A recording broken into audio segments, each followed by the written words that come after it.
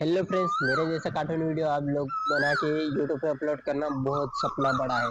लेकिन गाइस, सपना पूरा नहीं होता। क्यों नहीं होता? आप लोग किसी एडिटिंग समय खातिर एक बहुत गांव में एक मेहनत कालू करोगे नाम का तभी व्यापारी आपको रहता था। फल उसके मिलेगा। पास कुछ फ्रेंड्स, पशु देख थे, सकते हैं, जिनमें एक दो वीडियो बैल, आप लोगों को बकरी, प्ले करके बता गधा देता हूँ और एक किस गाय का तरीके बच्चा एडिट भी किया। था। उसे मुझे एक बहुत भयंकर आसान बीमारी तरीके लग से जाती है, एक जिससे ना वो कुछ काइमास्टिक खा एप्लीकेशन पाता की और जरूरत ना पड़ेगा, ही तो उठ आप पाता आराम से था। एडिट कर लेंगे। व्यापारी कौवा ने वीडियो उसका अच्छा लगे बहुत तो एक लाइक इलाज कर देना, कराया, और चैनल पे लेकिन नए उस आए तो पर चैनल किसी को भी सब्सक्राइब दवाइयों कर का देना असर और बेल नहीं आइकन हो प्रेस रहा कर था। देना, यह ताकि जानकर ऐसे बेहतरीन व्यापारी वाला बहुत तगड़ा उदास वीडियो होता आपके है। लिए वो मिस ना सोचता हो पाए। है, इसको भी वही बीमारी है जो उसकी माँ को थी। बहुत ही इलाज करने के बावजूद भी उसकी माँ ठीक नहीं हो पाई थी, तो ये कैसे ठीक हो पाएगा? ये बछड़ा बस कुछ दिनों का ही मेहमान है, ये ज्यादा समय तक जीवित नहीं रह पाएगा। और वैसे भी अगर ये यहाँ रहा तो हमारे बैल भी उस बीमारी की चपेट में आ जाएंगे। मुझे उसे कहीं दूर जंगल में छोड़ने जाना पड़ेगा, और वैसे भी ये आज नहीं तो कल जरूर मर जाएगा। वो किसान उस बीमार बच्चे को अपने साथ जंगल में ले जाने लगा और चलते हुए बोलता जा रहा था। है ऊपर वाले, मुझे तो बहुत बड़ा घाटा हो गया। ये बछड़ा तो कुछ भी नहीं खा रहा था और न ही इस पर कोई दवाइयों का असर हो रहा था। ऊपर से खर्चा भी बढ़ रहा था। कहीं इसकी ये लाइलाज बीमारी मेरे और बैलों को लग जाती तो मैं बर्बाद हो जाता। और फिर उस बछड़े को एक गड्ढे में मरने के लिए फेंक देता है। बछड़ा बेचारा खून से लूलूहान होकर वहीं पड़ा रहता है। कुछ देर बाद वहाँ एक रानो नाम की चिड़िया अपनी एक गाय के साथ वहाँ आती है। उसकी नजर जब गड्ढे में पड़ती है तो उसमें उसे एक अधमरा बछड़ा दिखाई देता है। वो उसे तुरंत निकालती है और अपने घर ले जाती है। अरे बेटी सुनो, तुम जल्द से जल्द जंगल से कुछ जड़ी बूटियां ले आओ। मुझे एक बछड़ा गड्ढे में मिला था। लगता नहीं कि अब यह जीवित रह पाएगा, लेकिन फिर भी प्रयास करना ही होगा।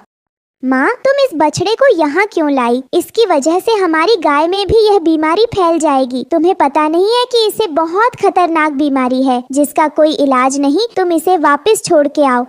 तुम इसकी चिंता मत करो, इस बीमारी का इलाज है। तुम जल्द से जल्द कुछ जड़ी बूटियां ले आओ। ठीक है, मैं जाती हूँ। रानो चिड़िया जब बाहर आती है तो वो देखती है कि उसकी गाय उस बीमार बछड़े के पास बैठी थी। वो खुश होती है। फिर रानो चिड़िया जड़ी बूटियों का उपयोग करके उनकी दवाई बनाती है और बछड़े को खिला देती है। कुछ दिनों तक दवाई खिलाने के बाद वो बछड़ा बिल्कुल ठीक हो जाता है। सभी बहुत खुश होते हैं। रानो चिड़िया उसका नाम सोना रखती है। सोना को नया और अच्छा मालिक मिल गया था और एक माँ भी। कई महीने बीत जाते हैं। अब वो मरियल और कमजोर बछड़ा एक हट्टा कट्टा बैल बन गया था। एक दिन एक जमींदार चील रानो के घर आता है।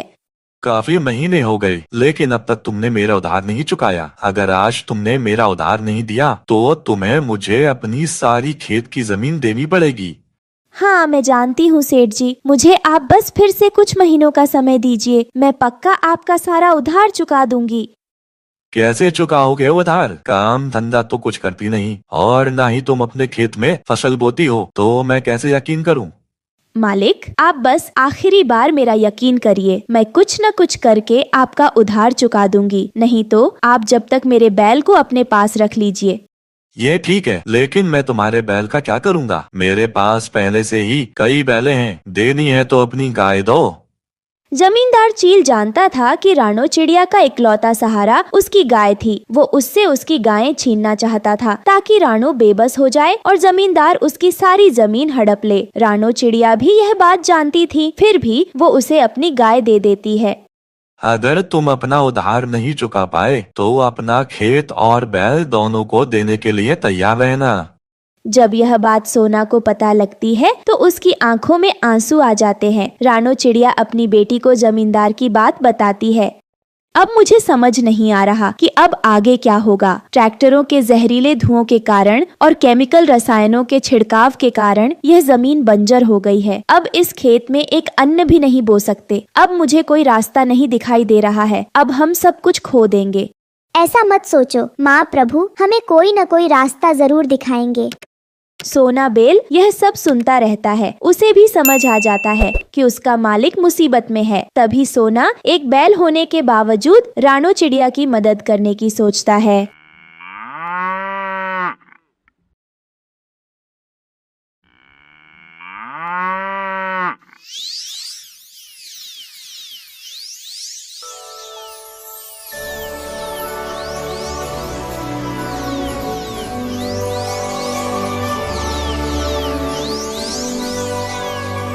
सुबह सुबह रानो अपने खेतों में जाती है तो वो देखती है कि अचानक से उसके खेतों में फसलें उग गई हैं। रानो चिड़िया यह सब देख के चौंक जाती है।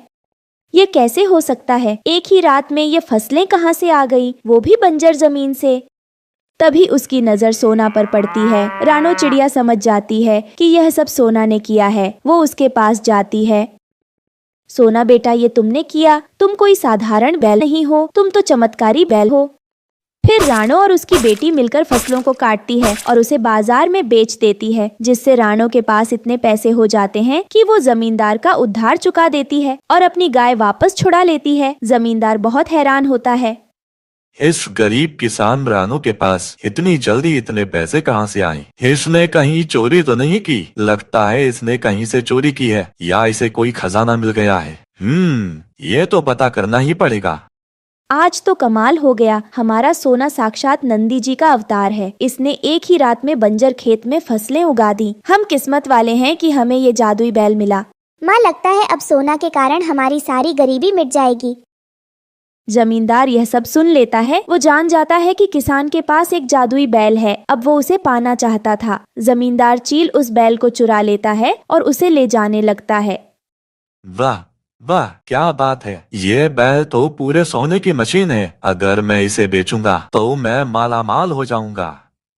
सोना जानता था कि यह जमींदार उसे कहाँ ले जा रहा है, लेकिन वो चुपचाप उसके साथ चलता है। फिर वो जमींदार चील सोना बैल को उसी व्यापारी के पास ले जाता है जिसने सोना को मरने के लिए गड्ढे में फेंका था।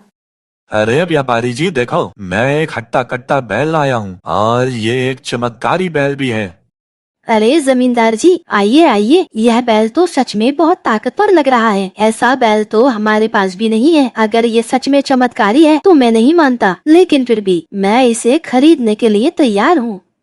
वो व्यापारी सोना को नहीं पहचान पाता, लेकिन सोना उसे पहचान लेता है। वो पलटता है और जमींदार को एक लात मारता है, जिससे जमींदार दूर जाके गिरता है। फिर सोना सभी बैलों को अपनी शक्तियों से आजाद कर देता है। सभी बैल और गाय इधर उधर घूमने लगती है।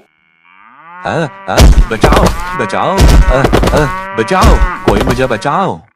जिसके कारण वो व्यापारी उनके नीचे आके अपने प्राण त्याग देता है। फिर सोना भागकर वापस अपने घर जाता है, जहाँ सभी उसे ढूंढ रहे होते हैं। सोना, कहाँ हो सोना मेरे बेटे? अगर आपको ये स्टोरी अच्छी लगी हो तो लाइक, सब्सक्राइब और शेयर जरूर करना। धन्यवाद। रामपुर के जंगल में टुन्नू नाम का एक पक्षी अपनी पत्नी रानो चिड़िया के साथ रहता था। वो बहुत ही गरीब था और जंगल से लकड़ी काट कर लाता था और उसी को बेचकर अपना गुजारा करता था। उनकी एक बेटी भी थी। एक दिन रानो, अरे ओ रानो, मैं जंगल जा रहा हूँ लकड़ियाँ लाने। तुम खाना खा लेना और गुड़िया का ख्याल रखना। आप भी अपना ध्यान रखना। जंगल में शिकारी पक्षी बहुत आए हुए हैं। टुन्नू जंगल में जाकर लकड़ियाँ काटने लगता है। तभी वो देखता है, ये क्या है? ये तो एक छोटा सा बछड़ा है और गड्ढे में गिर गया है और उसकी माँ ये गाय आसपास घूम रही है। अगर मैं उसको निकालने में समय लगा लूंगा तो लकड़ियाँ नहीं काट पाऊंगा और गाय को चिल्लाते हुए भी नहीं देख सकता। मुझे मदद करनी ही पड़ेगी। और टुन्नू चिढ़ा जाकर गाय के बछड़े को गड्ढे से निकालता है। उन्हें बचाने में उसका अच्छा खासा समय चला जाता है और वो बस थोड़ी सी ही लकड़ियाँ काटता है। आज तो बहुत थोड़ी ही लकड़ियाँ हैं, कैसे गुजारा होगा? घर पर पहुंचकर आज बहुत थोड़ी ही लकड़ियाँ लाए हैं, क्या हुआ है? कुछ नहीं, गाय का बछड़ा गड्ढे में गिर गया था, उसी को निकालने में समय ज्यादा लग गया। हे ऊपर वाले, तू कब हमें रोजगार में बरकत देगा? हम कब 2 वक्त की रोटी चैन से खा पाएंगे? हमारी बेटी भी भूखी है। तभी गाय की आवाज आती है और दोनों घोंसले से निकलकर बाहर आते हैं। हे ऊपर वाले, हमारे खाने का तो ठिकाना भी नहीं है और तुम ये गाय और इनके बछड़ों को भी घर ले आए। लगता है ये गाय मेरे पीछे पीछे आ गई है। मैंने इसकी मदद की थी इसलिए मेरे साथ आ गई है। मैं इन्हें नहीं लेकर आया। कोई नहीं, जब आई है तो रख लेते हैं। जितना होगा उतना दे देंगे खाने को। इस गरीबी के चलते पहले ही पुरखों की जमीन जायदाद सब जमींदार के पास गिरवी रख दी है। अब यह घर बचा है, इसका भी नहीं पता कब चला जाएगा। कैसे हम इन 3 गाय और उसके बछड़े को पालेंगे? रानो, जो होगा देखा जाएगा। कल की क्यों सोचती हो? ऊपर वाला जो करेगा सही करेगा। सब ऊपर वाले पर छोड़ दो। मैं देखता हूँ कुछ खाने को हो तो खाना खाया जाए। जो थोड़ा बहुत खाने को घर में था दोनों वही खा लेते हैं और कुछ खाना गाय और उसके बछड़े को डाल देते हैं। अगले दिन सुबह जिस गाय का बछड़ा है वो दूध देती होगी। थोड़ा दूध निकाल लो, हमारा भी काम हो जाएगा। थोड़ा दूध बेटी भी पी लेगी। ठीक है, अभी निकाल कर लाता हूँ। टुन्नू देखता है कि दूध काफी पीला है। वो अंदर लाकर रानो को भी दिखाता है। यह देखो रानो, यह दूध कितना पीला है। छोड़ो टुन्नू जी, जो है यही गर्म कर लेती हूँ। फिर रानो चिड़िया दूध गर्म करने लगती है। तभी वो चिल्लाती है, अरे जल्दी आओ यहाँ पर, यह क्या है? अरे ये तो सोना है रानो। यानी कि यह गाय सोने का दूध देती है। हे ऊपर वाले, तूने हमारी सुन ली। अब हमारे दुखों का निवारण हो जाएगा। हाँ सही कह रही हो तुम। अब हमारी गरीबी भी दूर हो जाएगी और हमारी बेटी भी औरों की तरह स्कूल जा पाएगी। हमें चलकर गाय का धन्यवाद करना चाहिए, उसने हमारी मदद की है। और फिर दोनों गाय के पास पहुंच जाते हैं। हे गौ माता, आपके दूध से जो सोना निकला है उससे हमारी बहुत मदद हो गई। आपका बहुत बहुत धन्यवाद। तभी दूसरी गाय गोबर कर देती है। अजी यह देखो, सोने का गोबर। लगता है भगवान हम पर बहुत प्रसन्न हो गया है जो हमें यह गाय दी है। तभी टुन्नू हाथ जोड़कर तीसरी गाय से कहता है, यह गौ माता, आप भी अपना चमत्कार दिखाइए। तभी तीसरी गाय के मुंह से सोने के सिक्के निकलने लगते हैं। सच में ऊपर वाले ने हमें बहुत बड़ी सौगात दी है। गौ माता, मेरा प्रणाम अपने चरणों में स्वीकार करो। आपकी बहुत बहुत कृपा हुई है हम पर, जो आप लोग हमारे घर आए। कुछ दिन में उनकी गरीबी भी दूर हो जाती है। फिर एक दिन, अजी सुनते हो, मेरे मन में ख्याल आया है, अब हम लोगों के पास बहुत पैसे हो गए हैं, क्यों ना हम पुश्तैनी जमीन जायदाद जो हमने जमींदार के पास गिरवी रखी थी उसे वापस ले लेते हैं। तुम ठीक कह रही हो, मैं कल ही जाकर जमींदार से बात करता हूँ। अगले दिन जमींदार के घर। राम राम जमींदार साहब। राम राम। और टुन्नू आज कैसे आना हुआ? सब ठीक है? जमींदार साहब सब ठीक है, आपकी दुआओं से। आपके पास जो मैंने अपनी पुश्तैनी जमीन जायदाद गिरवी रखी थी उसका हिसाब करना